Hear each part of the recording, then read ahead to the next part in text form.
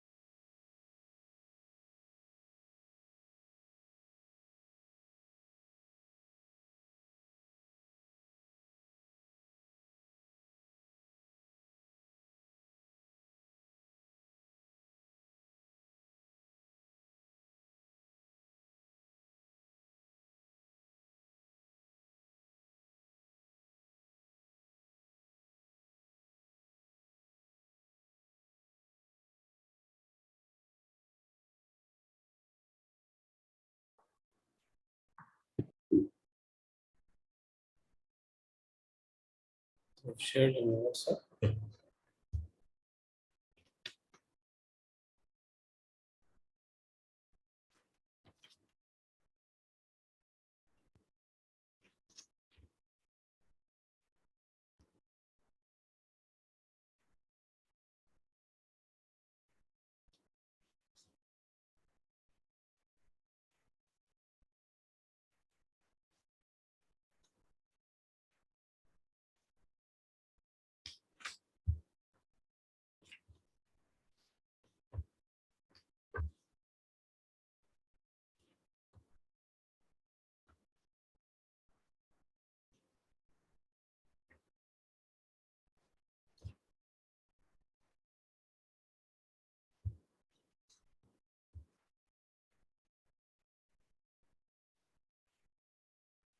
So I can play when I want to.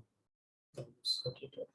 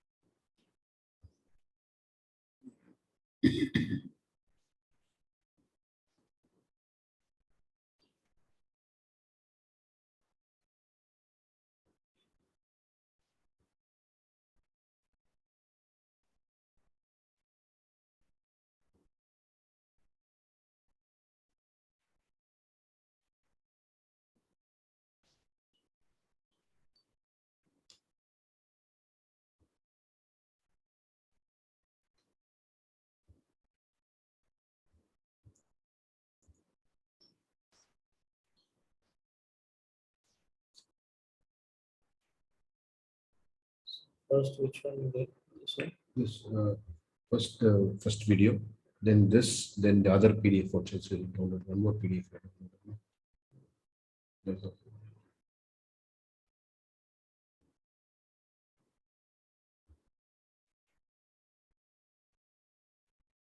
This one.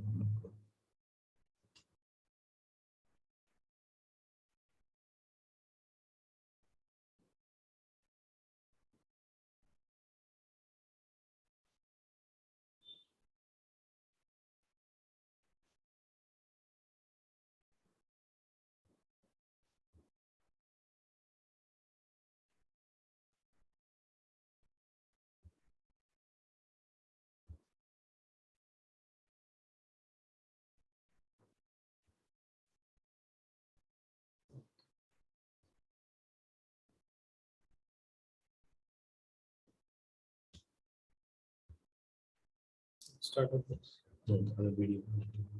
I don't display it right now. I just open the Zoom and then I want to play that.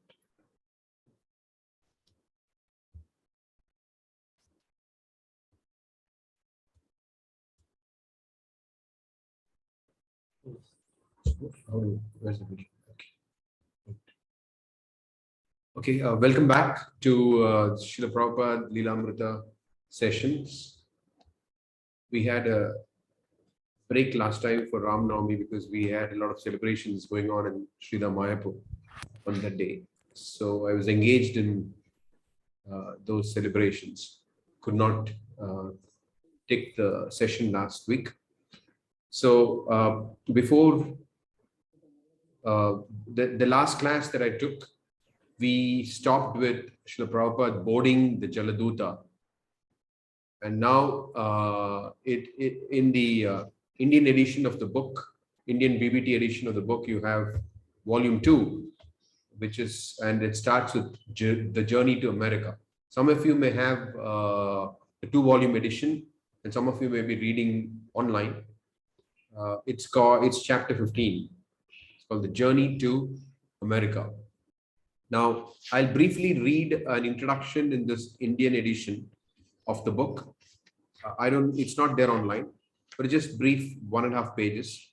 And after that, I will show you a very beautiful YouTube video which captures Srila Prabhupada's journey from India to America. It's a very, very beautiful video. Okay, so before I go on to that, let me first start with the introduction. Can you stop it?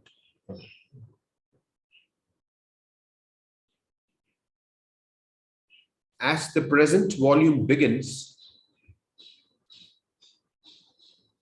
A.C. Bhaktivedanta Swami, aged 69, is traveling aboard a steamship from Calcutta to New York City. He carries with him the Indian equivalent of $8. He has no institutional backing and no support awaits him. He is coming on the order of his spiritual master to teach Krishna consciousness to the English-speaking world. Planting the seed is the story of Srila Prabhupada's first year in America. It is the story of how an individual will, patiently persisting, overcame great obstacles.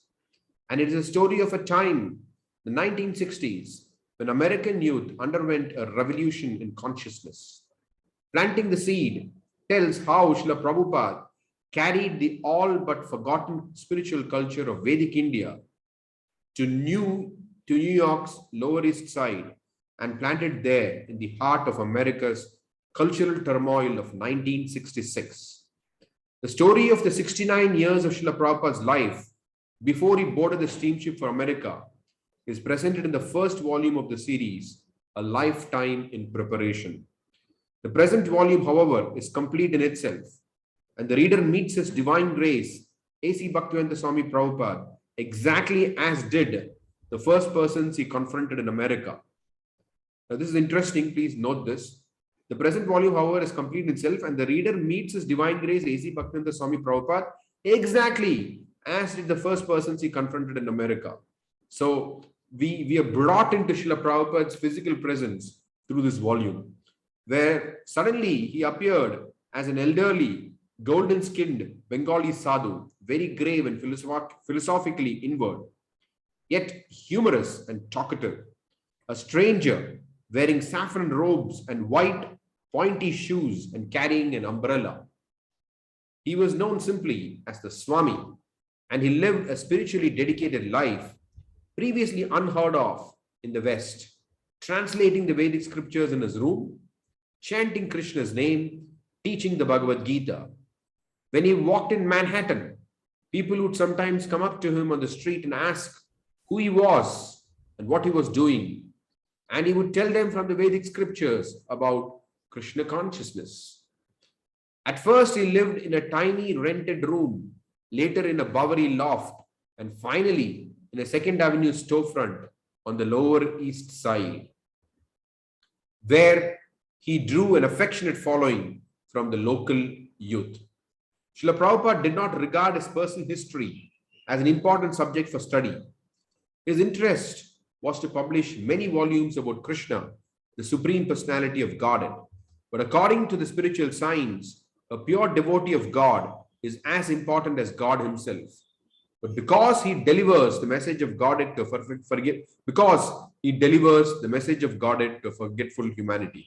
Now, this is a very important point, that according to the spiritual science, a pure devotee of God is as important as God himself, because he delivers the message of Godhead to a forgetful humanity. Srila Prabhupada's life, therefore, is an important and absorbing subject, and it is a tangible proof of the existence of the spiritual reality and love of God. Very beautifully captured by Srila Satsarup Maharaj. Srila Prabhupada's life, therefore, is an important and absorbing subject, because it is as important as the subject matter of God himself. And it is a tangible proof. I mean, that is my addition. It's because as important as God himself. And it is a tangible proof of the addition of and it is a tangible proof of the existence of spiritual reality and love of God. So Prabhupada writes in the Bhagavatam that when it says taking shelter of the lotus feet of the Lord, it means taking shelter of the lotus feet of his devotees. Prabhupada writes, this is how we take shelter of the lotus feet of the Lord. We take shelter of the lotus feet of his devotees. And these devotees are a tangible proof of the existence of spiritual reality and love of God. Okay, I didn't recite the Mangala Charana prayer, so let me just do that and then I'll play the video. Om Jnanatimirandasya Jnananjana Shalakaya Chakshurunmilitam Yena Tasmai Shri Gurave Namaha Shri Caitanya Manovishtam Stapitam Yena Bhutale Swayam Rupa Gadamayam Dadati Swapadantikam Vandeham Shri Guru Shri Utapadakamalam Shri Gurun Vaishnavamsya Sri Rupam Sagrajatam Sagana Raghunathan Vitam Tamsajivam Sadvaitam Savadutam Parijana Krishna Chaitanya Devam Sri Radha Krishna Padan Sahagana Lalita Shri Vishakanvitam Sya Namam Vishnu Padaya Krishna Preshtai Bhutale Srimate Jai Pataka Swamini Namine Namacharya Padayane Daikrupa Padayane Gorakata Damadayana Gragramatharine Namam Vishnu Padaya Krishna Preshtai Bhutale Srimate Gopi Paranadana Seti Namine Namam Vishnu Padaya Krishna Preshtai Bhutale Srimate Bhakti Vedanta Swamini Namine Namaste Saraswati Devi Gauravani Pracharine Nirvishesha Shunyavadi Paschatya Deshatharine Vanchakalpatarubhyascha Kripa Sindhubheva Chapatitanam Bhavanebhyo Vaishnebhyo Namo Namah Jai Shri Krishna Chaitanya Prabhu Nityananda Shri Advaita Gadadhara Srivasadi Gaura Bhakta Vrinda Hare Krishna Krishna Krishna Hare Hare Hare Rama Rama Rama Hare Hare Mukam Karoti Vachalam Pangum Langayate Girim Yatkripatamaham Bande Shri Guru Dinatharinam Yatkripatamaham Bande Paramananda Madhavam Shri Chaitanya Ishwaram Katanchana Smrite Yasmin Dushkaram Sukaram Bhave Vismrite Viparitam Syat Shri Chaitanyam Namamitam. Okay, so I'll start with the video. It's called The Most Improbable Journey. And this chapter that we're going to deal with, the first chapter of the second volume, is a very small chapter, 10 pages, but it's a very deep chapter. So definitely we're going to need at least 2 classes, if not more, to cover just the first chapter. It's a very deep chapter. So let's begin with this beautiful video called The Most Improbable Journey. Anyway, I'll let you watch it without commenting anything. Very absorbing video.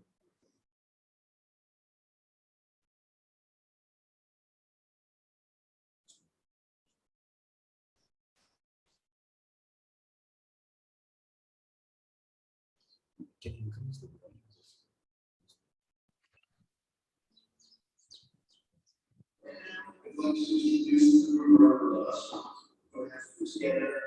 Narration slideshow of what it is like for Prabhu. Try to give us an insight and experience a little bit of what it was like to travel from Calcutta to Boston. Thank you, Dr. Schweig. Ladies and gentlemen, this is a slideshow titled The Most Improbable Journey. At 12:30 p.m. on this day, exactly 50 years ago, A.C. Bhaktivedanta Swami disembarked at the port of New York City after completing a transoceanic journey of 38 days, during which the almost 70-year-old Swami had suffered 2 successive heart attacks at high speed and nearly died. Elderly and penniless, Bhaktivedanta Swami had journeyed on an old freighter from the port city of Calcutta. That freighter, the MV Jaladuta of the Scindia Steam Navigation Company, had been the temporary residence of a frail but determined passenger on his solitary journey to fulfill the great mission of his life. Keeping with the theme and mood of this most improbable journey, I shall refer to His Divine Grace A.C. Bhaktivedanta Swami Prabhupada as Bhaktivedanta Swami during this presentation. I've used period photos wherever possible, with few exceptions. And when repeating the exact words written by Bhaktivedanta Swami in his diary, and conclude by saying,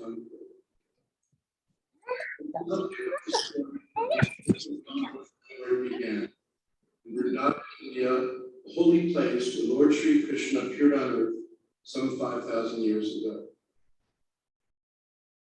1959, quote, I was sitting alone in Vrindavan, writing. My godbrother insisted to me, Bhaktivedanta Prabhu, you must do it. Without accepting the renounced order of life, nobody can become a preacher. So he insisted, Not he insisted, practically my spiritual master insisted. He wanted me to become a preacher, so he forced me through this dog road. So, unwillingly, I accepted. A.C. Bhaktivedanta Swami in the early in Vrindavan. A.C. Bhaktivedanta Swami occupied these quarters in the Radha Damodar temple in Vrindavan, India. There he prayed, studied, and translated the Srimad Bhagavatam, the transcendental text known as the mature fruit of all Vedic wisdom. In fact, some Vrindavan residents began to refer to Bhaktivedanta Swami as the Swami who always writes. Bhaktivedanta Swami occupied 2 rooms connected by a veranda. This room served as his sitting room and bedroom. In this room, which served as his kitchen, A.C. Bhaktivedanta Swami would take prasada. This is the main entrance to the Radha Damodar temple in Vrindavan, where Bhaktivedanta Swami's quarters were situated. Early 1960s, Sri Radha Damodar, temple deities whom Bhaktivedanta Swami worshipped in. In his kitchen, Bhaktivedanta Swami would take prasadam, and while looking out the window, contemplate the sacred place of burial.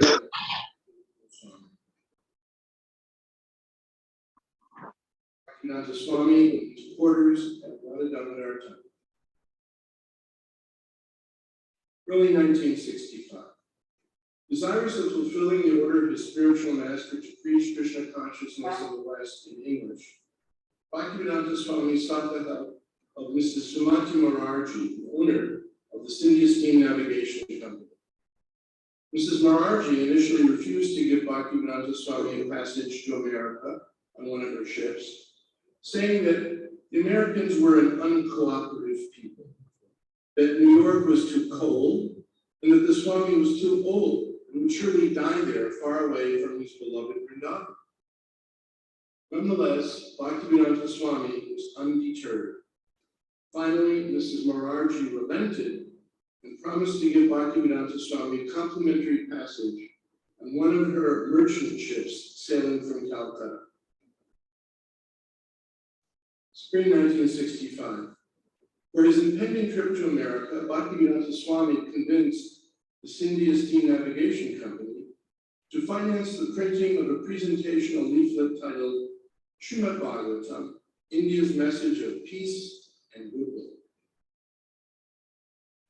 Friday, July 30, 1965, Bhaktivedanta Swami receives his passport for travel to America. Even a casual viewer is able to discern the intense determination etched into his lotus face. Sunday, August 1st, 1965. Quote, to start from Calcutta via Nagpur at 19 hours in the evening. Midday, ticket July 24, 1965. Luggage booked, paid 12 rupees, 20 paise. This is what Calcutta looked like in the early and middle 20th century. That is the Hooghly River in the background, a tributary of the Holy Ganges. Tuesday, August 3rd, 1965. Upon arrival at the Howrah train station 2 days later, Bhaktivedanta Swami would have traversed the Howrah Bridge across the Hooghly on his way to the Bungar Dharmasala, an Indian religious rest house for pilgrims, located at 65A Pachuria Datta Street, indicated by the green marker. He would stay there for 3 nights before going to Sri Mayapur. Wednesday, August 4th, 1965. Bhaktivedanta Swami received his complimentary ticket for passage aboard the MV Jaladuta from Calcutta to New York. This is what it looked like. Friday, August 6, 1965. Quote, Morning to start for Mayapur and return back in the evening. Bhaktivedanta Swami paid a last visit to the Samadhi tomb of Srila Bhaktisiddhanta Saraswati to seek the blessings of his spiritual master before embarking on the great trip ahead. Tuesday, August 10th, 1965. Quote, to start for USA by M.V. Jaladuta from Calcutta Port, King George's Dock. Thursday, August 12th, 1965. The Lord's Message Goes to America was the title of a brief newspaper article published in the Dainik Basmati, Bengali language newspaper, announcing the departure of A.C. Bhaktivedanta Swami to the West. Quote from the newspaper. Lord Sri Krishna Chaitanya Mahaprabhu said, Priti Vidya Chaitanya Nagara Sarvatra Pratra Hoibe Gorina. That prophecy is going to be fulfilled now. The article continued. Srimad Bhaktivedanta Swami, a resident of Vrindavan, has translated into English in 60 volumes with word-for-word meaning and purpose. Before this great work could be appreciated by his countrymen, people from far-off America have expressed their admiration for his supernormal achievement and have invited him so that they may meet him in person and acquaint themselves with his work. Hence, he is departing from Calcutta for New York this 12th day of August. Of course, this was newspaper time. At the time, there were no 60 volumes, no admirers, no invitation, and no interested persons awaiting his arrival.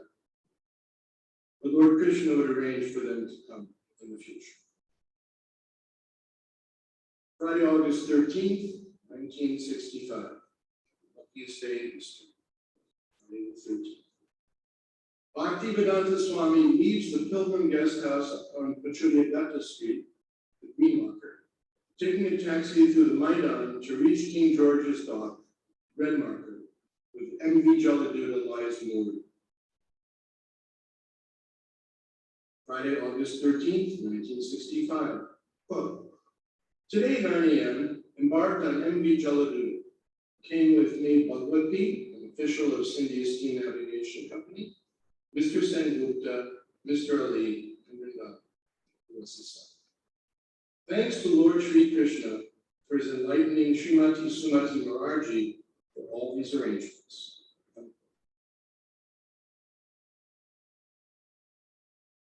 Saturday, August 14th, 1965. Quote, the ship started at about 11 o'clock in the morning majestically, but on reaching the Bay of Bengal, there is tilting of the ship and little rolling also. The roughness increased gradually on the upper Bay of Bengal, and I felt seasickness. There was vomiting tendency and dizziness, and I felt uncomfortable the whole day and night. The sea was foamy all through. It appeared like a big plate of water extending to 40 square miles. The faction was endless, so today. It is a vivid example of God's Maya because it appears like something, but factually it's something else. This is the itinerary of Bhaktivedanta Swami along the eastern coast of India down to Colombo in Ceylon, today known as Sri Lanka. Tuesday, August 17th, 1965. Quote, the captain informed me that by next 6 hours we shall reach Colombo port. Today I was better. Unquote. Wednesday, August 18th, 1965. Quote, I went to see the Colombo city. Then a car was arranged for me to go around the city. I saw the Parliament House and the town hall. Passed through very nice clean roads and bazaars. Friday, August 20th, 1965. Steaming from Colombo, Ceylon, point A, through the Laccadive Sea to Cochin, point B. Quote, today the captain arranged for a meeting on board the M.V. Jaladuta on account of John Monstomy Day. And I spoke for an hour on philosophy and teachings of Lord Sri Krishna. All the officers attended the meeting, and there was distribution of prasad. The matter was radiographed to Sumati Morarji in Bombay. Saturday, August 21st, 1965. Still on this itinerary to Cochin. Today is Bhaktivedanta Swami's 69th birthday. He makes no entry in his diary. Evidently, he did not consider it worth mention. Sunday, August 22nd, 1965. Quote, at about 10 a.m., we are now in the dockyard of Cochin. Unquote. Sunday, August 22nd, 1965. Quote, two big islands known as Cochin and Ernakulam are joined by an iron overbridge. The iron overbridge was constructed by the Britishers very nicely. Sunday, August 22nd, 1965. Quote, there is a nice park on the bank of the Gulf, and it is named Subhash Bose Park. It is good that Subhash Babu is popular in this part of the country. Sunday, August 22nd, 1965. Quote, I saw my boats from Bombay arrived in 5 cases, and the agents loaded them on the ship at 4 p.m.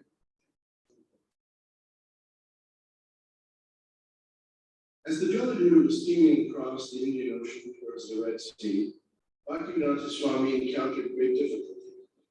In the previous days, he had noted in his diary, quote, rain, seasickness, dizziness, headache, no appetite, vomiting. But on August 25th, he wrote, quote, beginning from today, down, unquote. The symptoms persisted, but it was more than seasickness. Pains in his chest made him think he would die at any moment. In 2 days, Bhaktivedanta Swami suffered 2 heart attacks. Satsvarup Goswami wrote in Prabhupada Lilamrita, quote, one night, A.C. Bhaktivedanta Swami had a dream. Lord Krishna and his incarnations were rowing a boat, and Krishna told Prabhupada that he should not fear, but should come along. Prabhupada felt assured of Lord Krishna's protection, and the violent attacks did not recur. Tuesday, August 31st, 1965. Quote, passed over a great crisis in the struggle for life and death. A separate statement has to be written on this crisis. To the best of our knowledge, no such statement. Admittedly, Bhaktivedanta Swami was silent and introduced. This is a satellite view of the Red Sea, Gulf of Suez. The Jaladuta went into the Red Sea, into the Gulf of Suez, and approached the Suez Canal. Wednesday, September 1st, 1965, Bhaktivedanta Swami notes the arrival of the Jaladuta at Port Suez, an Egyptian city at the southern point of the Suez Canal. This is a map of the Suez Canal. At the southernmost point, there's the city of Suez. At the northernmost point on the Mediterranean, Port Said. This is a picture, a period picture of the Suez Canal in the 60s. It was normal for 2 ships to pass in opposite directions. Thursday, September 2nd, 1965. This is the north end of the Suez Canal, approaching Port Said. Thursday, September 2nd, 1965. Bhaktivedanta Swami notes the arrival of Jaladuta at Port Said, an Egyptian city at the northern end of the Suez Canal. Friday, September 3rd, 1965. A.C. Bhaktivedanta Swami commented about Port Said, Egypt's oldest port city. Quote, the Port Said city is nice. It has long, narrow, neat, and clean roads with lofty buildings. The city is not at all congested. While passing the rear point of Suez towards Mediterranean Sea, the city is clearly seen. Although in the desert, the city has all varieties of vegetables available.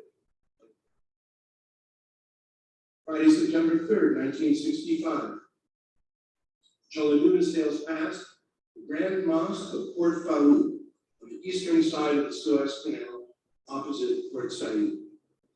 If Bhaktivedanta Swami had been on board, that's exactly what he would have seen. on deck, excuse me. That's exactly what he would have seen. Saturday, September 4, 1965. Upon leaving the Suez Canal, the Jaladuta heads into the waters of the Mediterranean Sea towards Sicily and Malta. Tuesday, September 7, 1965. Quote, today, Varaha-Dvadashi observed the best atmospheric condition on the Mediterranean Sea. All along, we have seen the Algerian coast. Tuesday, September 7th, 1965. The journey continues as Bhaktivedanta Swami reaches the Strait of Gibraltar, connecting the Mediterranean Sea to the Atlantic Ocean. Wednesday, September 8th, 1965. Quote, we passed over Gibraltar Port. The other side is Spanish Morocco. There is regular ferry steamer service. The strait is wide, about 7 miles across. Wednesday, September 8, 1965. Quote, we are in the Atlantic. Friday, September 10th, 1965. Quote, today the ship is flying very smoothly. I feel today better, but I am feeling separation from Sri Vrindavan and my lords, Sri Govinda, Govinda, Radharani. The only solace is Sri Caitanya Charitamrita, which I am tasting the nectarine of Lord Chaitanya's Leela. I have left Bharatbhumi just to execute the order of Sri Bhakti Siddhanta Saraswati in pursuance of Lord Chaitanya's order. I have no qualification, but I have taken up the risk just to carry out the order of His divine grace. I depend fully on their mercy so far away from Vrindavan. Saturday, September 11th, 1965. Quote, today the ship ran on very smoothly, the sky was clear, there was sunshine all the day.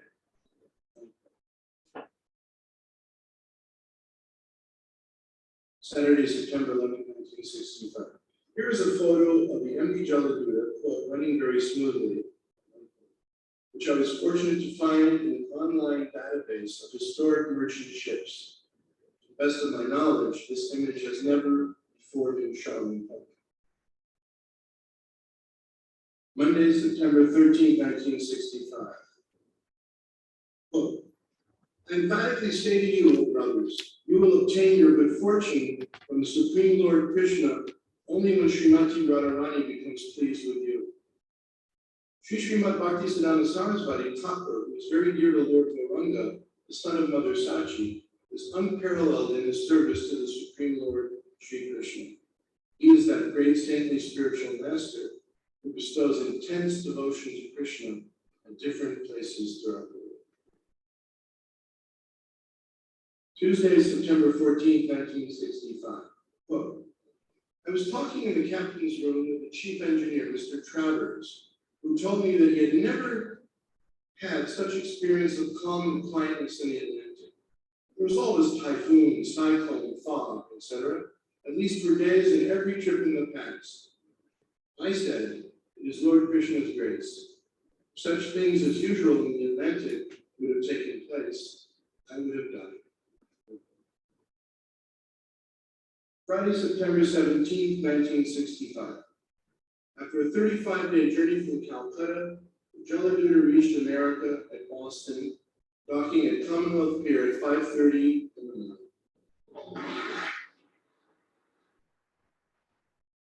Friday, September 17, 1965. It was at Boston's Commonwealth Pier that Bhaktivedanta Swami composed another poem in Bengali titled Martini Bhagavatam. Some of the verses he wrote on board the ship that day are as follows. Quote, my dear Lord Krishna, you are so kind upon this useless soul, but I do not know why you have brought me here.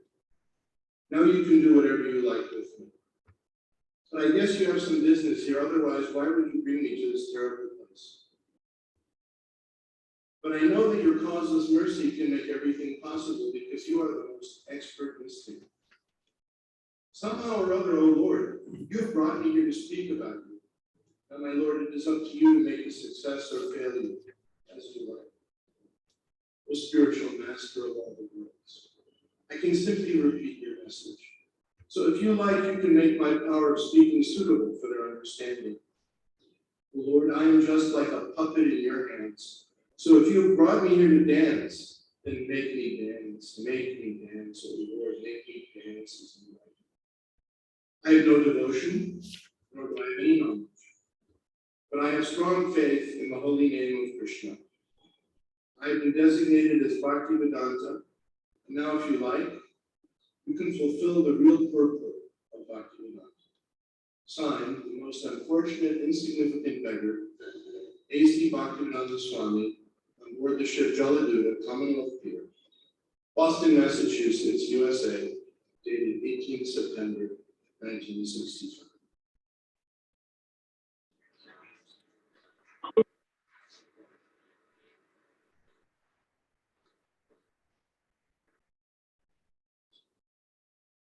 Sunday, September 19, 1965.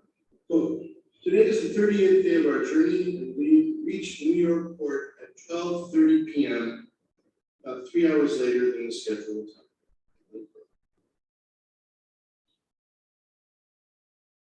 Sunday, September 19, 1965. The Jaladuta finally sailed into New York Harbor and docked at Pirin.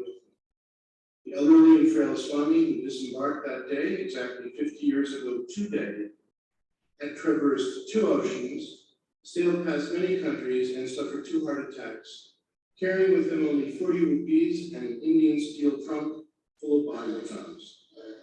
He had fulfilled the order of his Guru Maharaj and was now poised to start a Krishna conscious revolution in the West, which would spread all over the world.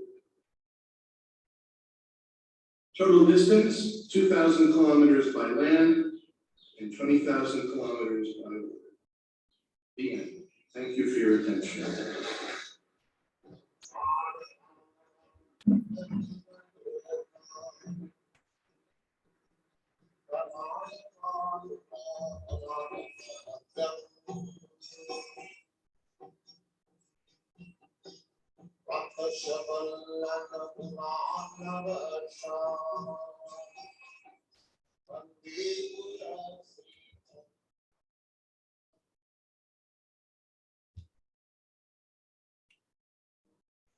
Stop.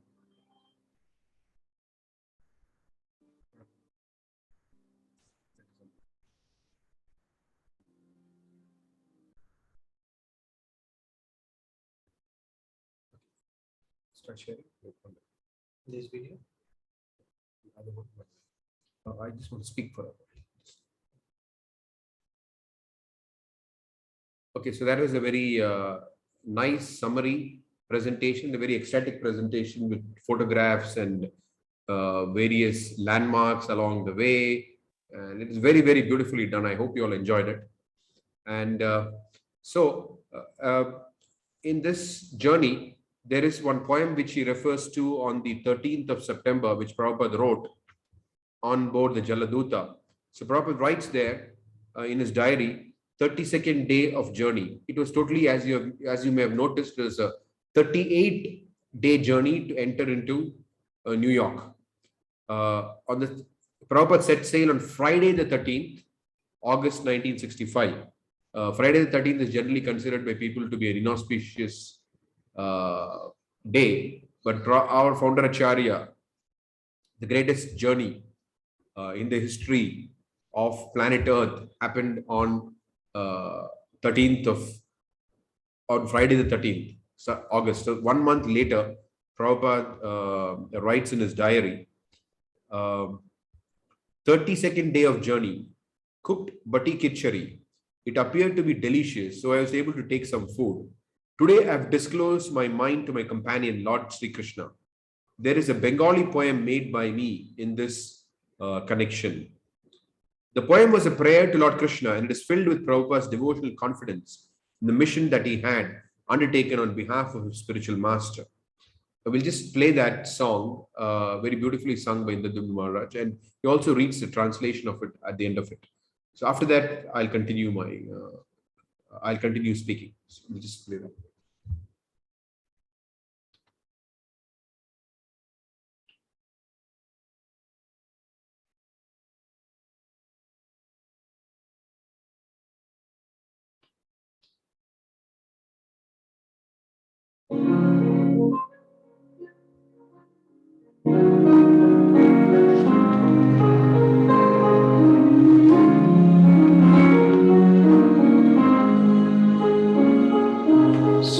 Siddhanta Saraswati Sati Sutta Priyanti Krishna se Bhayadara Tulena Se Mamanta Guru Jagate Amadelu Krishna Bhakti De Kalita Haricha Balavan Vashti Te Tata Vijate Gaurangana Riti Riti Nagarani Asudranadhanani Sakale Hare Krishna Dale Anandavan Tabe Hore Digvijay Caitanya Vivati Saha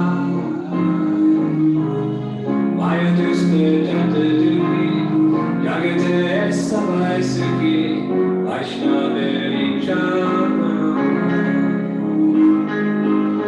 Krishna Tava Punya Deva Krishna Tava Punya Deva E Punya Kori Deva Radharani Krishna Duvarte Bole Tamata Krishna Tava Punya Deva Krishna Tava Punya Deva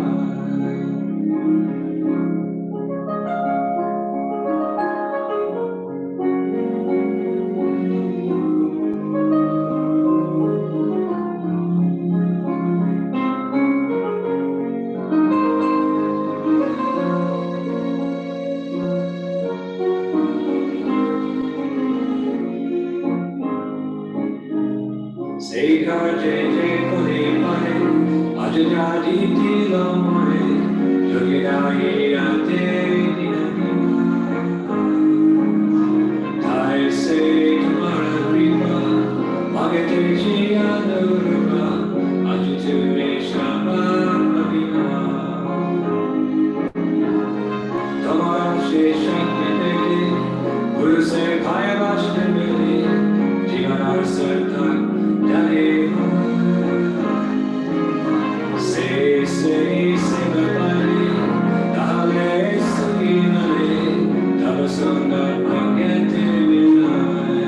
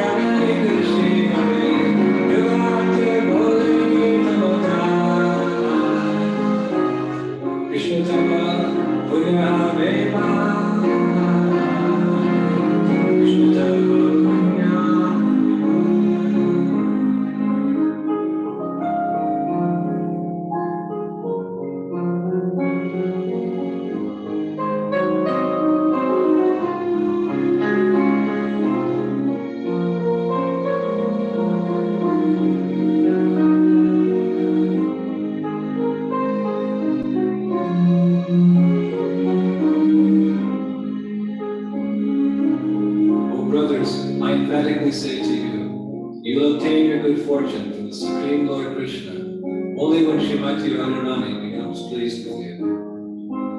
Sri Srimad Bhaktisiddhanta Saraswati Thakur, who was very dear to Lord Gauranga, the son of Mother Sachi, is unparalleled in his service to the Supreme Lord Sri Krishna. He is that great saintly spiritual master who bestows intense devotion to Krishna at different places throughout the world. By his strong desire, the holy name of Lord Gauranga will spread throughout all the countries of the Western world. In all the cities, towns, and villages on the earth, from all the oceans, seas, rivers, and streams, everyone will chant the holy name of Krishna. As the vast mercy of Sri Caitanya Mahaprabhu conquers all directions, a flood of transcendental ecstasy will certainly cover the land. When all the sinful, miserable living entities become happy, the Vaishnava's desire is then fulfilled. Although my Guru Maharaj ordered me to accomplish this mission, I am not worthy or fit to do it. I am very fallen and insignificant. Therefore, O Lord, now I am begging for your mercy, so that I may become worthy, for you are the wisest and most experienced of all. If you bestow your power, by serving the spiritual master, one attains the absolute truth. One's life becomes successful. If that service is obtained, then one becomes happy, gets your association due to good fortune.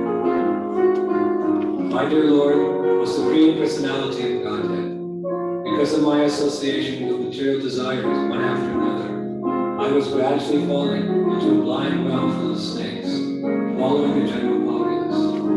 But your servant, Narayana Muni, kindly accepted me as his disciple and instructed me how to achieve this transcendental position. Therefore, my first duty is to serve him. How could I leave his service? O Lord Krishna, you are my eternal companion.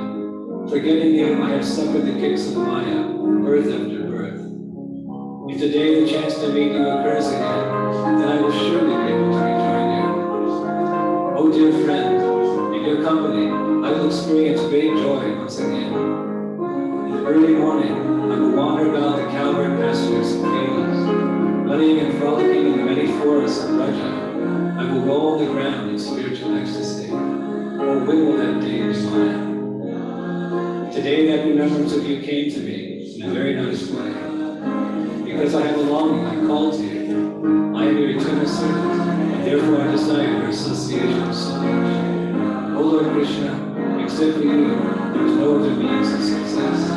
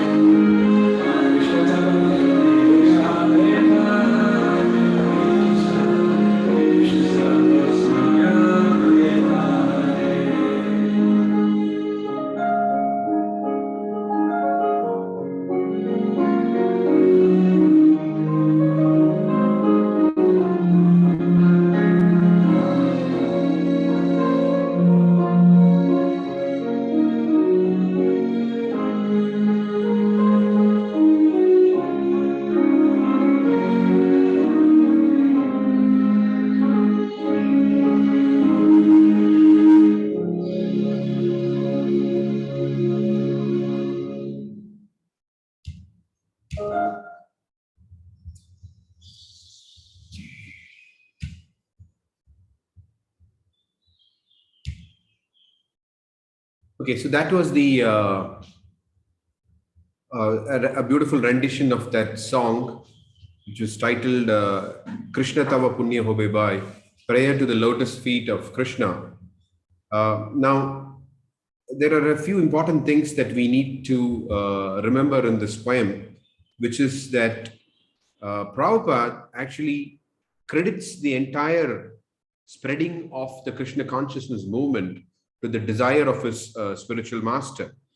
So he says, Sri Srimad Bhaktisiddhanta Saraswati Thakur, who is very dear to Lord Gauranga, the son of Mother Sachi, is unparalleled in his service to the Supreme Lord Sri Krishna. He is that great saintly spiritual master who bestows intense devotion to Krishna at different places throughout the world. So Prabhupada is identifying himself as someone who is just transmitting what his spiritual master is trying to bestow. He is just a carrier of what his spiritual master is trying to bestow. In modern in the modern world, he's comparing himself to an Amazon, for example. I mean, Amazon is there around the world. So, for example, an Amazon delivery agent. The product is coming from Amazon. So, I mean, the key person there is the key entity there is Amazon. So here, Prabhupada is saying that he's transmitting what his spiritual master is trying to give out to the whole world. He writes, by his strong desire, the holy name of Lord Gauranga will spread throughout all the countries of the Western world, in all the cities, towns, and villages on the earth, from all the oceans, seas, rivers, and streams. Everyone will chant the name of, will chant the holy name of Krishna. This is called faith, absolute faith. Everyone will chant. And he says from everywhere, cities, towns, villages, oceans, seas, rivers, streams, everyone will chant the holy name of Krishna. So then later on he says that although my Guru Maharaj ordered me to accomplish this mission, I am not worthy or fit to do it. I am very fallen and insignificant. Therefore, O Lord, now I am begging for your mercy so that I may become worthy, for you are the wisest and most experienced of all. So the prayer to Krishna that Prabhupada makes here is that to give him the wisdom and experience that Krishna has, to transmit that wisdom and experience to him, so that transmit means to get that mercy from Krishna, so that he can fulfill the order of his Guru Maharaj. If you bestow your power, he's saying that if you bestow that mercy by serving the spiritual master. So when we say, when we request Krishna for mercy, what exactly are we requesting for? So we are requesting for the mercy of Krishna to serve the spiritual master. So why? So one attains the absolute truth. So if you bestow your power by serving the spiritual master, one attains absolute truth. One life becomes successful. If that service is obtained, then one becomes happy and gets your association due to good fortune. Yeah. So here, and Prabhupada in the next paragraph, he speaks about how the position of the spiritual master is very important. My dear Lord, he quotes Prahlad Maharaj, O Supreme Personality of Godhead, because of my association with material desires, one after another, I was gradually falling into a blind well full of snakes, following the general populace. But your servant Narada Muni kindly accepted me as a disciple and instructed me how to achieve this transcendental position. Therefore, my first duty is to serve him. How could I leave his service? Prahlad Maharaj, Lord Nrsimhadev, this is from Srimad Bhagavatam 7.9.28. So this is the mood in which Srila Prabhupada established the Krishna consciousness movement, that all members of the Krishna consciousness movement should be conscious of this fact, that if we do not carry out the mission of Srila Prabhupada, if we do not carry out his instructions, we are nowhere. So when we pray to Krishna, when we pray, when we go in front of the deities, when we go on pilgrimage, when we go to the holy dhams, wherever we go, when we pray to Krishna, this is what we pray. May we be able to please Srila Prabhupada. So that's why in the morning, we sing the samsara prayers. So this, as I mentioned earlier, is unique to ISKCON. That Prabhupada clearly, made it very clear to us, made it very simple for us, that the secret of success in spiritual life lies in pleasing Srila Prabhupada, the previous acharyas, our spiritual masters, our superiors. this whole process is dependent on the mercy of the Vaishnavas. And as the founder Acharya, he is the central figure whom everyone in ISKCON has to please. Everyone has to be focused on that central authority whom we are supposed to please, which is His Divine Grace, A.C. Bhaktivedanta Swami Srila Prabhupada. So in the morning, we begin with Srila Prabhupada's prayer, Samsara Dava, right in front of the deity. So, and then we have Guru Puja. So there's a whole focus throughout the day that how we should remain focused in carrying out the mission of Srila Prabhupada. So this is the way in which we execute our Krishna consciousness. We don't execute Krishna consciousness thinking in terms of, oh, the ninefold process of bhakti, how many processes am I following? Maybe I should increase the number of processes. I mean, this is not how we sit and analyze and try to execute bhakti. We try to execute bhakti not by trying to analyze the ninefold process and which of it we're doing and are we. This is not our meditation. Our meditation is what are the instructions of Srila Prabhupada? What does he want for the Krishna consciousness movement? And this is our meditation. And this is how we have to constantly think. How many of his instructions have we been able to fulfill? To what extent have we been able to fulfill? What are those instructions which we have not been able to fulfill? So 24 hours, 365 days of the year, this is what we have to think. How to carry out the mission of Srila Prabhupada.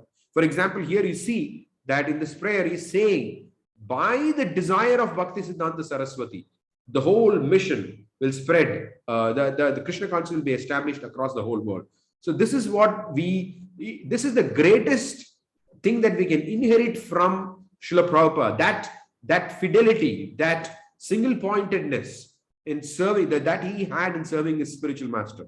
This is the most confidential thing that we can inherit from Srila Prabhupada. That single pointedness, that fidelity to serve Srila Prabhupada.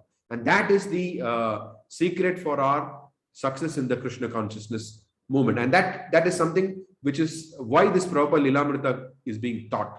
So to drive home that point, that for us, and Prabhupada, not only for us, Prabhupada explains that in the Bhagavatam that taking shelter of the lotus feet of Krishna means taking shelter of the lotus feet of his devotees. So this for us, the central person whose shelter we have to all take is Srila Prabhupada, because he is the founder Acharya of the International Society for Krishna Consciousness. Once we do that, then everything else falls in place. Then we're able to cooperate together. We are able to follow our spiritual masters properly. We're able to do everything in a very harmonious, congenial, and focused manner. Okay, so we saw that after 38 days of journey, Srila Prabhupada reached the shores of America. Of course, he reached a little earlier, 35th day. He was in Boston, and then on the 38th day, I think the 35th day was in Boston. Anyway, so on the 38th day he reached the 35th day he reached Boston, and the 38th day he reached New York.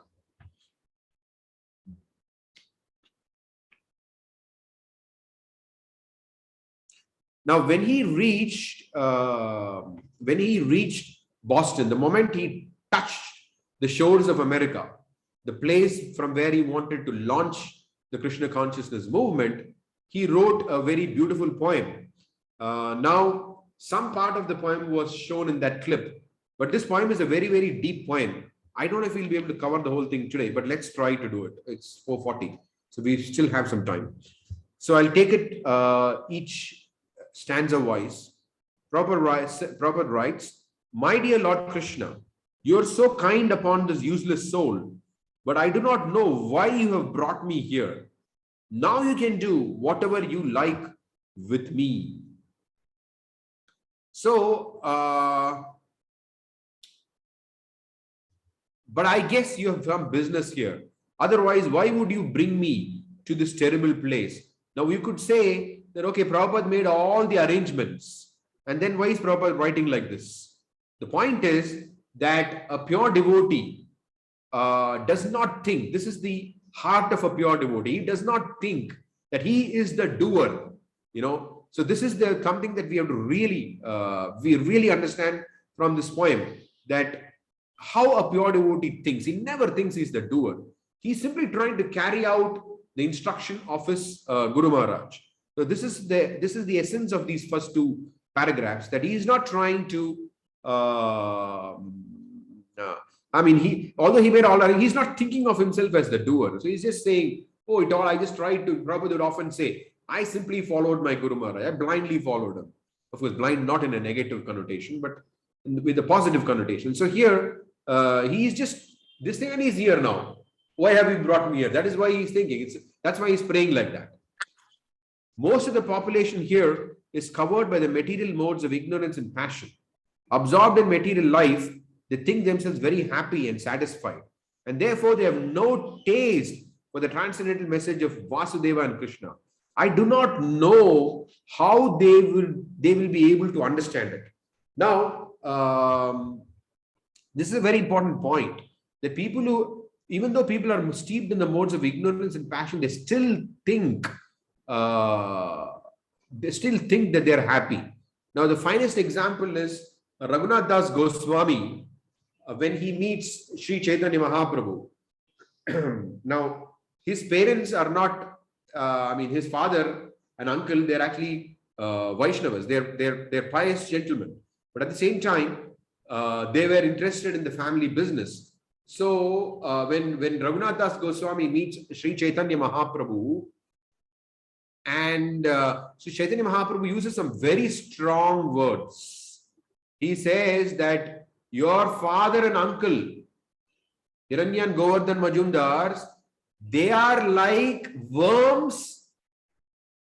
First of all, he says, Lord Chaitanya says, this material world is like a ditch. The material world is like a ditch into which people pass stool. And then he says, your father and uncle, they are like worms in that stool. So this is how Lord Chaitanya Mahaprabhu compares the material world. And these are very respectable gentlemen. And he says, this is the position of these so-called respectable gentlemen. So, and of course, we know from Vaishnava point of view, they're not ordinary people. So imagine what is the position of ordinary people. This is what is meant, that material enjoyment means complete lack of intelligence. Complete lack of intelligence. Zero intelligence means material life. This is the meaning of material life. Means one who has completely lost his intelligence will find material life attractive. So we may find so many people, right? So many educated people, so many celebrities, so many of all of these people have zero, not even 1% intelligence. They have zero intelligence. They're absolute idiots.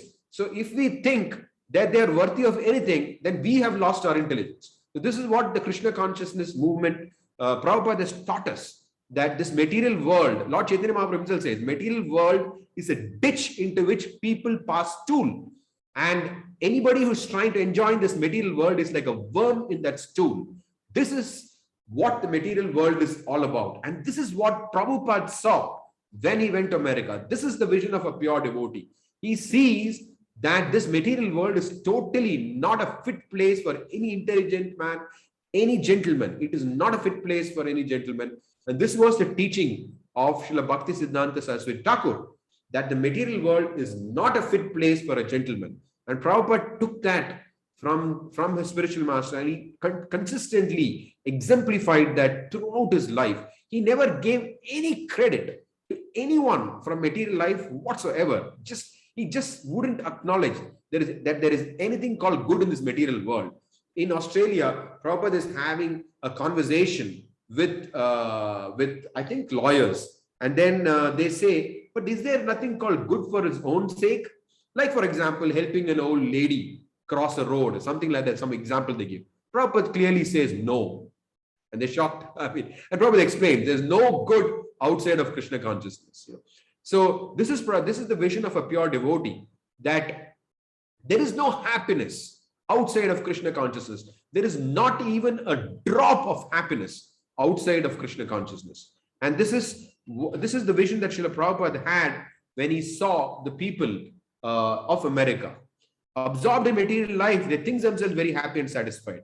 And therefore, they have no taste for the transcendental message of Vasudeva. So Prabhupada gives the example of how pigs, if you give them halwa, they won't be interested in halwa. They're just interested in eating stool. So although halwa has got a very refined and very made ghee, it is very, very, very pleasant, but still, because of the conditioning, the pig refuses to eat halwa.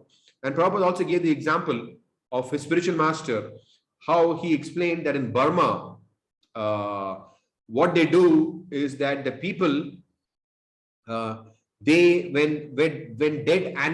animals die, they allow the carcass to rot, and they have a huge pot, and then they dump that carcass in that huge pot, and it decays and stings. So like this, many carcasses decayed, stinking for months together, years together, and they're stored in that pot. And after many years, this extremely decomposed, utterly utterly in the mode of ignorance, they use some drops of that in the food that they eat. Just like sometimes we have these some devotees use some things like, for example, Bragg solution, or some solutions they use sometimes in food when they eat. Of course, I'm not criticizing that. I'm just saying that just like we use these kind of different solutions, so like that in people of Burma, they would use that. So when Bhaktisiddhanta Saraswati Thakur had established the Gaudiya Mutt in Burma, and they were cooking very nice aromatic prasadam, boga, to offer to the Lord, the people started complaining that it's terrible smell, because they were so conditioned to that obnoxious smell of those carcasses, stored carcasses, so they could not tolerate the fragrance of ghee. So this is the position of everyone in this material world. All the so-called educated, intelligent, rich, powerful, famous, they're all like people who are attracted to the dead carcass, stinking dead carcasses, stored in stored in pots for years together. They don't have an appreciation for Krishna consciousness. So this is what Prabhupada is talking about. I do not know how they will be able to understand it. Then he says, but I know that your costless mercy can make everything possible, because you are the most expert mystic. So there is no material formula for such success. So the formula for such success is Krishna sitting in the heart of those people should help them to turn towards him. So your costless mercy can make everything possible. Then he says, how will they understand the mellows of devotional service? Oh Lord, I'm simply praying for your mercy, so that I will be able to convince them about your message. All living entities have come under the control of illusion energy by your will, and therefore, if you like, by your will, they can also be released from the clutches of illusion. So it's Krishna ultimately who has the key to the prison house, the jail of material life.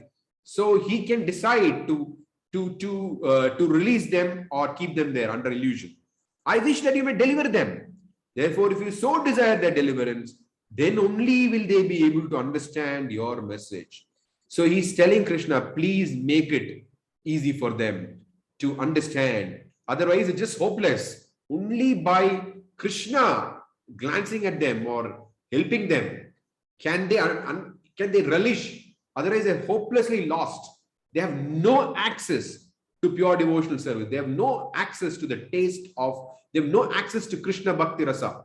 So only by Krishna giving them an access, just like somebody is in the prison house, right? They don't have access to so many things in this material world. You have to open the prison house and give them access. So this is what Krishna is Prabhupada requesting.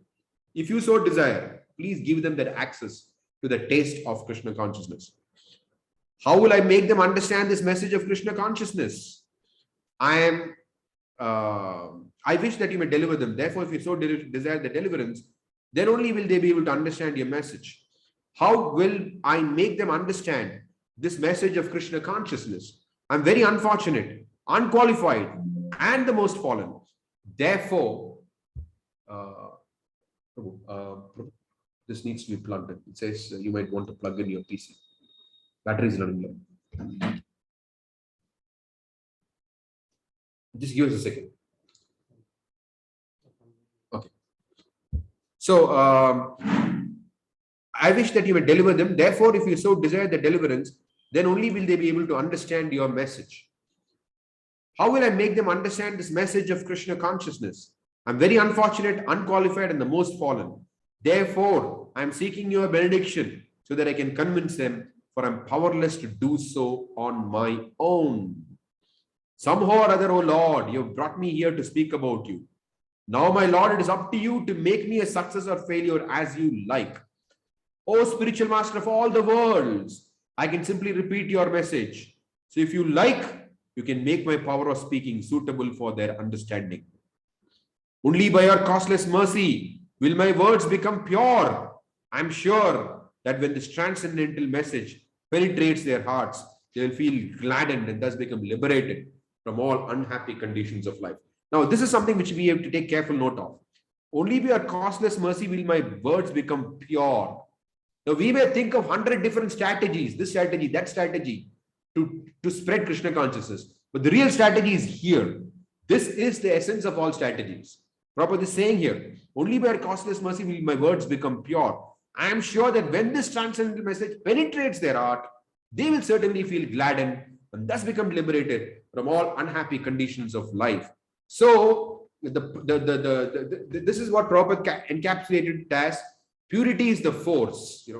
So if we practice Krishna consciousness genuinely, pure devotional service, without trying to mix some material motives and unnecessary speculations into it, if we just try to practice Krishna consciousness in a genuine manner, it is that purity, Krishna consciousness as it is, not covered Krishna consciousness, not diluted Krishna consciousness, not all these fancy new age things. But if you present Krishna consciousness as it is, that is what will penetrate the hearts of the hearer. This is Prabhupada's prayer to Krishna in the on the Jaladuta when he reached a Commonwealth pair. Oh Lord, I'm just like a puppet in your hands. So if you brought me here to dance, then make me dance, make me dance. Oh Lord, make me dance as you like. So the point is, we have to simply be instruments to transmit that potency of Krishna. Just like a wire, if it is a pure copper wire, it can transmit electricity properly. But if it is a poor quality wire, it cannot transmit electricity properly. We are not the doers. We are mere transmitters of the mercy of Sri Caitanya Mahaprabhu. So all that we have to do is to keep ourselves in the proper condition. That's it. And then when we speak, it is Lord Chaitanya Mahaprabhu who transforms the heart of the hearer, because we have become suitable receptacles to transmit Lord Chaitanya's mercy. I have no devotion, nor do I have any knowledge. In fact, Prabhupada is Bhakti Vedanta. But notice what he's saying. Bhakti Vedanta means knowledge and devotion. That's what it means, Bhakti and Vedanta. But he says here, I have no devotion, nor I have any knowledge. So Bhakti Vedanta, A.C. Bhaktivedanta Swami himself, Srila Prabhupada is saying that I have no devotion, nor do I have any knowledge, but I have strong faith in the holy name of Krishna. I have been designated as Bhakti Vedanta. Now, if you like, you can fulfill the real purport of Bhakti Vedanta. Prabhupada doesn't think he's already Bhakti Vedanta, nothing. He's saying that please use me as a Bhakti Vedanta to fulfill your mission. He's praying to Lord Chaitanya Mahaprabhu. Please use me as a Bhakti Vedanta to fulfill your mission. This is what he's saying. I'm not Bhakti Vedanta, but please use me as a Bhakti Vedanta to fulfill your mission. Then it says, signed, the most unfortunate, insignificant beggar, A.C. Bhaktivedanta Swami, on board the ship Jaladuta, Commonwealth Pair, Boston, Massachusetts, USA, dated 18th of September, 1965. Now, the way he signs it off, the most unfortunate, insignificant beggar. Now, there is this interesting connection with this in the talks between Krishna and Rukmini. The talks between Krishna and Rukmini, Rukmini brings up the concept of a beggar. Now, I'll just read that out. It's a small paragraph. Of course, it's a long conversation between Krishna and Rukmini, but the section that I'm going to read out is very small, just a small paragraph about beggars. So Rukmini tells Krishna, I'm not going to go into the pastime of Krishna and Rukmini. All of you know how Krishna was trying to tease Rukmini. Then Rukmini finally begins to reply. She faints, she falls down like a stake.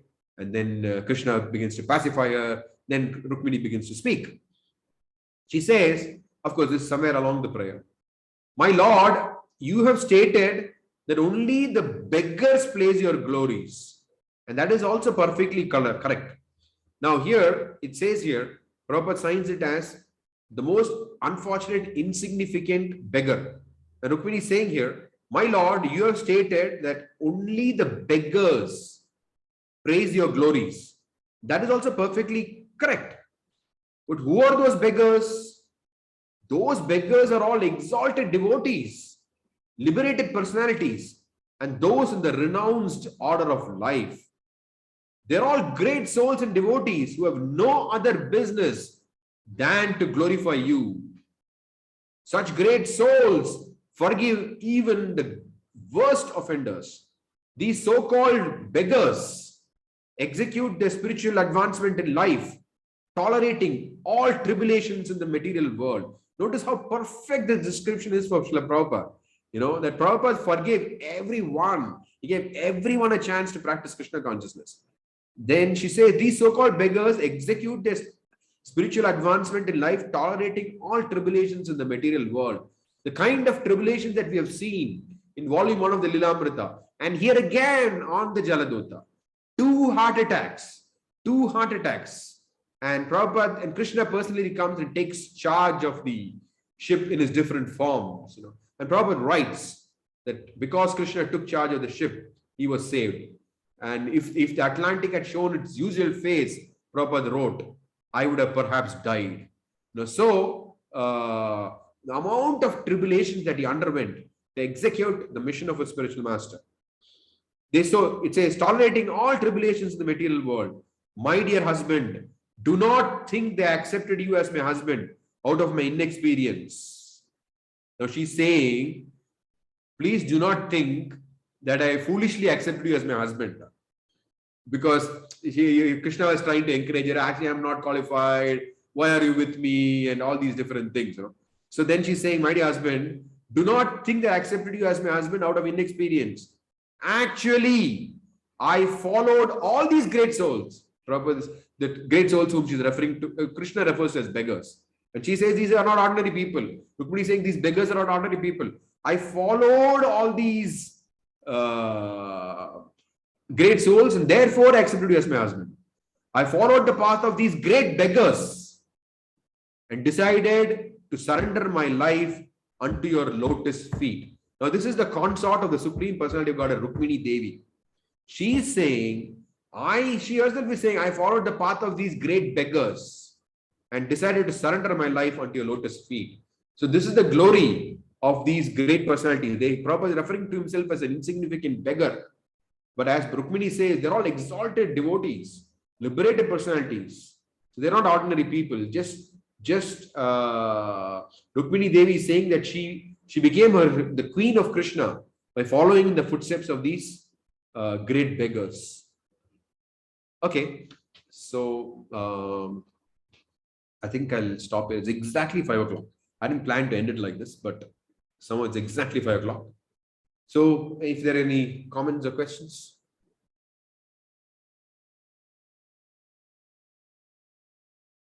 I hope the video was clear enough. The audio part of the video was clear enough also. Sailesh Prabhu.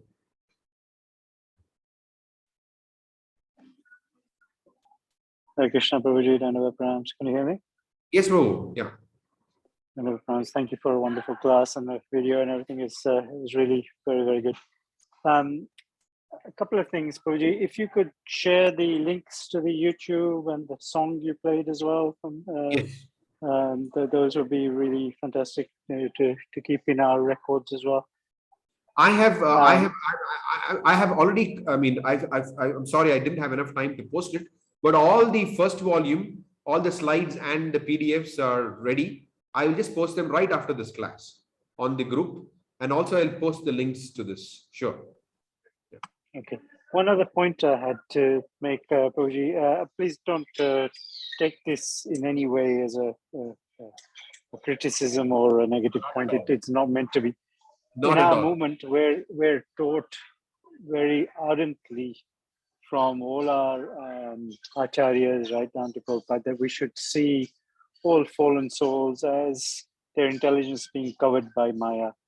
As Yes. in the Shikshashtaka of Mahaprabhu, obviously Chaitanya Mahaprabhu said it's covered by dust, Yes. material desires, etc. Yes. Your references earlier that they're zero intelligence, stupid people, could be taken as being quite, what's the word, non-sympathetic towards the fallen souls, which has, I think, within ISKCON sometimes, sorry, it's not a criticism of you, Prabhuji, I'm just trying to gauge the mood of some preachers sometimes look down upon everyone that are not devotees, or even devotees that are outside of ISKCON, sort of who are not following our parampara line.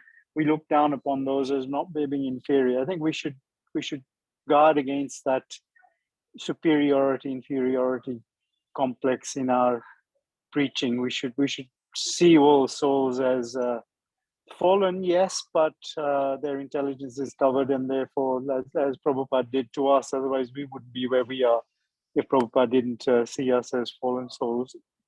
That had some hope.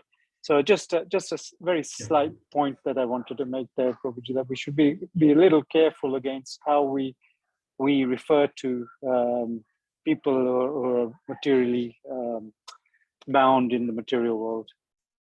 Yeah, so it's a good point, but there is fact, and there is how you respond to the fact.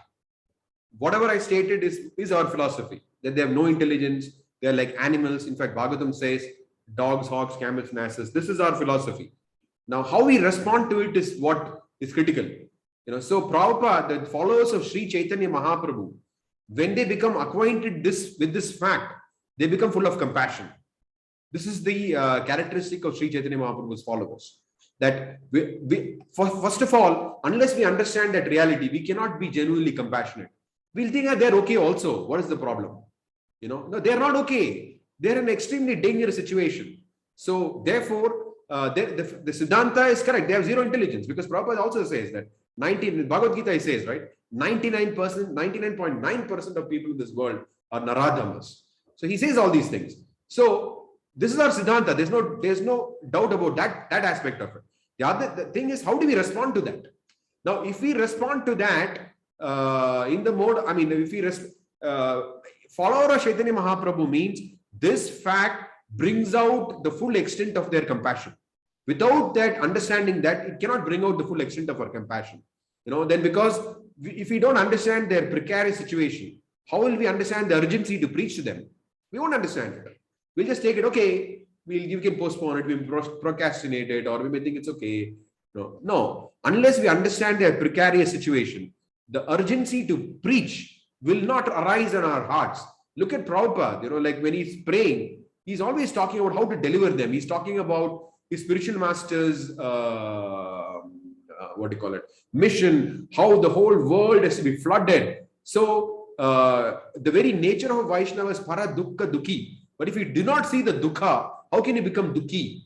So first of all, the dukkha has to be seen. If the dukkha cannot be seen, you cannot become dukhi. So this is the point. So we have to see through the scripture, and scripture is teaching us. Siddhanta wise, there's no, I don't see anyone in ISKCON disagreeing with it. That I'm sure, including you, that they have no intelligence. They're like animals. But that is a fallen situation, as you said, dukkha. So when you see their fallen condition, we are supposed to become dukhi. That is the very definition of a Vaishnava. Para dukkha dukhi. Otherwise, we're not practicing Krishna consciousness. We're doing something else. That you can find a lot of people misusing this thing. But at the same time, we should also find a lot of people emphasizing it, because that is what draws out compassion. That is what draws out compassion. Because I remember when I was in the university, before I took to Krishna consciousness, I was high school rather.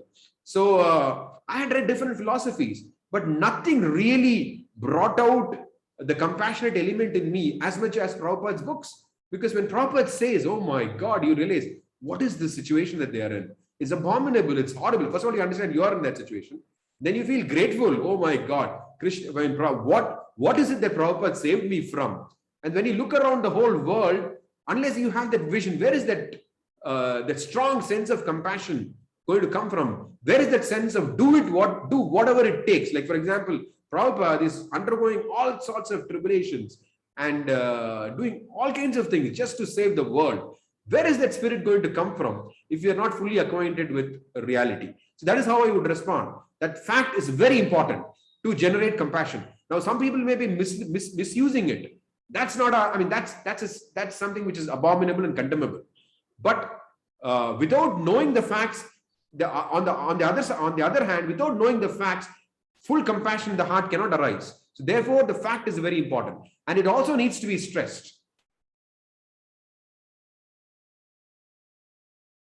Is it okay? Yes, thank you, Prabhu. I wasn't, as I said, I wasn't addressing the Siddhanta. I know it is Siddhanta. Obviously, it is. That's why our literature and Shastra exists, in order to elevate the so-called unintelligent. This is how we refer it and how we refer to them. I think I find it quite hard if we start thinking along the lines that these people are stupid and zero intelligence. I know it is correct according to Shastra, but if we take that position in our heart, it's very difficult to be sympathetic, and therefore I think to show compassion, I think we should just say in our heart. I know what Siddhanta says. I absolutely agree with all your points. So I'm not doubting or disputing anything at all, Prabhuji. Please don't get me wrong. I understand. It's a point of compassion in terms of how we approach it. If we go in with the mindset, these are stupid people, we're not going to be compassionate. That's all that was my only point. So forgive me if I didn't mean to offend you. No, okay, I understand your point, but at the same time, it depends on what is your sincerity, right? For example, if you've taken to the Krishna consciousness movement sincerely, I'm not saying you, in general, if you're taken to the Krishna consciousness movement sincerely, you will understand this is what Prabhupada wants us to see, that people are suffering and we need to save them. But unless we see that they're suffering, the motive to save them will not also arise in our heart. Like, why I say this is because in the times that I joined Krishna consciousness, we do not have any role models outside of Prabhupada and the Acharyas and the Vaishnavas, great Acharyas. Today you find the ISKCON devotees have role models outside Krishna consciousness. That is the danger of, when people miss the fact that whatever it may be, a person outside the Krishna consciousness is not worthy of any form of appreciation. Prabhupada would, definitely he would sometimes appreciate people, but that is to accomplish his Krishna conscious purposes. But in the conversation in Australia with that lawyer, you can clearly say, Prabhupada, in fact, that man is talking to some common sense examples, like helping a blind woman cross the street. And Prabhupada says, no, that is not good, he says. The real good is when you understand that Krishna is Supreme Personality of Godhead and everybody is connected to him. So even that he refuses to consider it as good. I can post that conversation also. I read that very carefully because it's interesting how that's a very long conversation. Prabhupada is refusing to acknowledge that is a good deed. So which we commonly think is a good deed. Of course, if it is done from the perspective of Krishna conscious, that's okay. But the point that Prabhupada is refusing, that if you are not Krishna conscious, you cannot do anything good, because it's all relative. That's the point that he's trying to make. So anyway, your point is well taken, that it has been misused in our Krishna consciousness movement, but we have also gone to the other end sometimes, that because it has been misused, we've stopped talking about it. We've stopped talking about the need not to see anyone outside of Krishna consciousness, I'm not talking about Gaudiya Vaishnavas, it could be Sri Vaishnavas.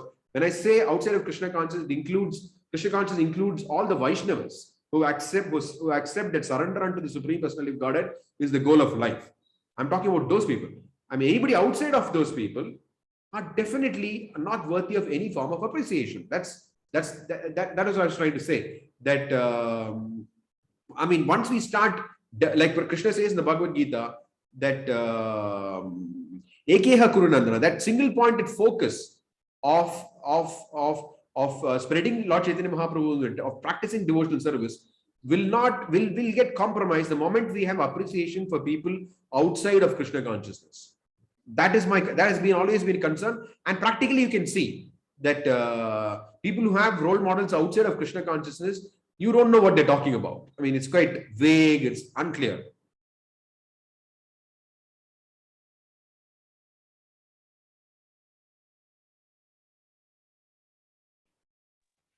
Thank you, Prabhuji. Thank you.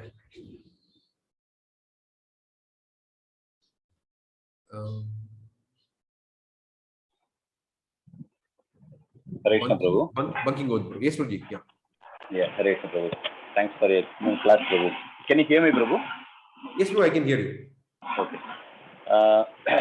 Prabhu, based on your teachings, basically, I try to take out the points that will help me develop or advance in Krishna consciousness. So, one thing, the point which you said today was really good, like pleasing Srila Prabhupada, that's a mercy. So the point, I don't know if I'll be able to put this question properly. So the point what I'm asking is, advancing Krishna consciousness, Krishna consciousness, does it depend on your desire to please the spiritual master, please Prabhupada, or does it go with chanting, an effective chanting, or does it go with a proper preaching, or does it go with your other sadhanas? So what is it's like a chicken and egg. So which is the what I say the point, the main focus? What is it we have to mainly focus? Like, is it the chanting, or is it pleasing a spiritual master? What is that will help us advance? This is an excellent question. This is an excellent question, which a lot of devotees have been asking me this question in the last few months, because I've been speaking on this topic. Just like suppose, okay, I'll give you a simple example. You may have heard, I don't know if you've heard, but many of you may have heard of His Holiness Bhakti Dhira Damodar Maharaj. Have you heard of him?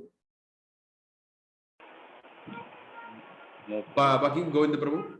No, Prabhu. No, Prabhu. Okay. So he's a disciple of Bhakti Tirtha Maharaj he preaches in Ghana and other places. He comes to Mayapur very often for the festival. So he also teaches in the Mayapur Institute. So one of those occasions, this is sometime before the lockdown, I think 3 or 4 years before the lockdown, we are invited him home for prasadam, So, and we fed him and all that. And then when he was sitting on the couch, he asked me a question. Is that all? So I was trying to figure out what exactly is he meaning by is that all?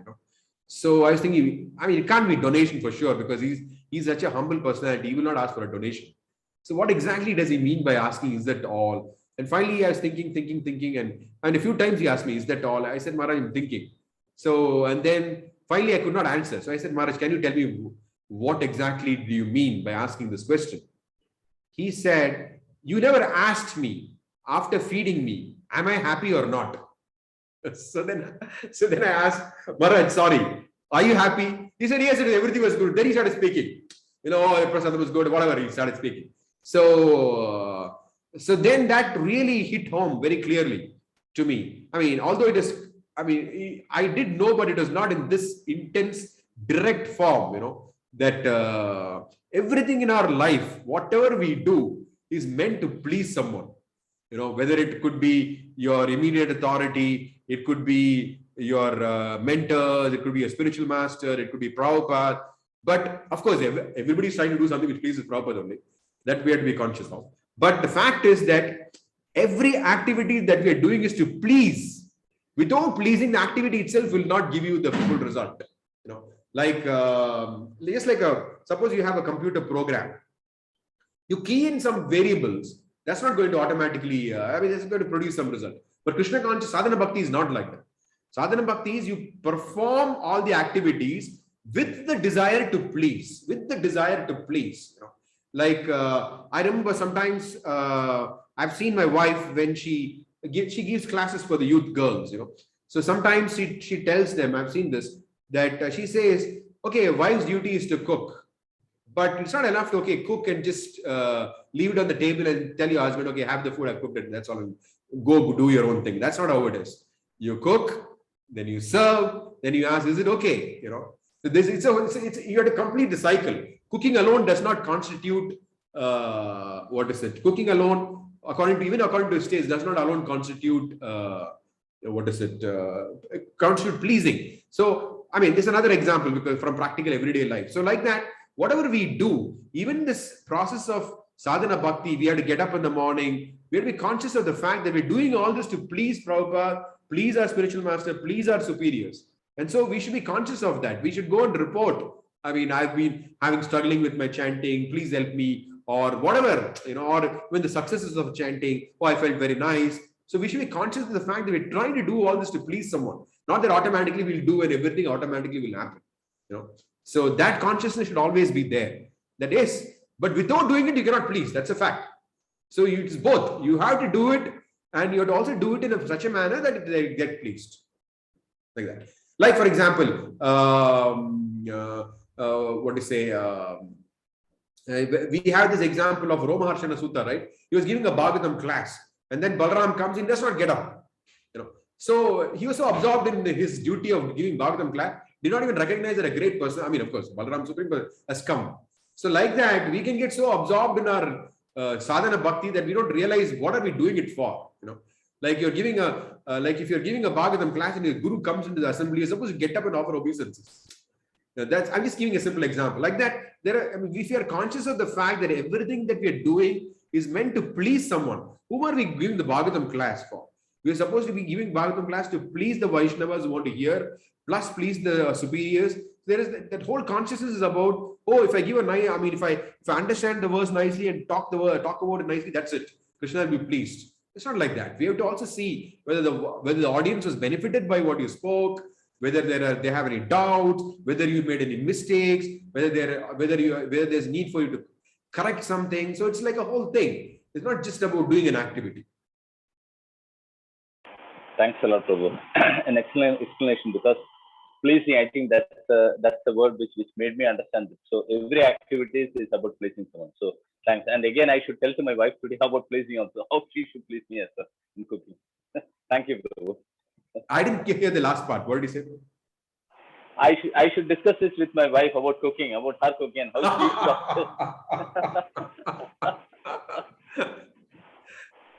I think she will tell you some common example where you have to please her also, which is true. In a grahastha life, both the husband and the wife are supposed to serve each other in specific ways so that the other person actually becomes pleased. Yeah. Thank you, Prabhu.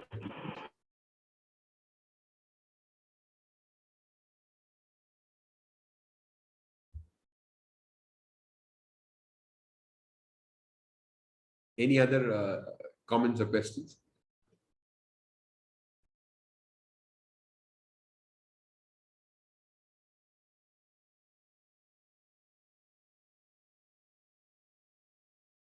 Okay, so if there are no more, then we can stop. I mean, there's a message on the chat. Can you add it on the Telegram group? There's Shama Mataji. Damodar Prabhu. Yes. Can you note down her number so that you can add it on. Yeah, I can also note it down.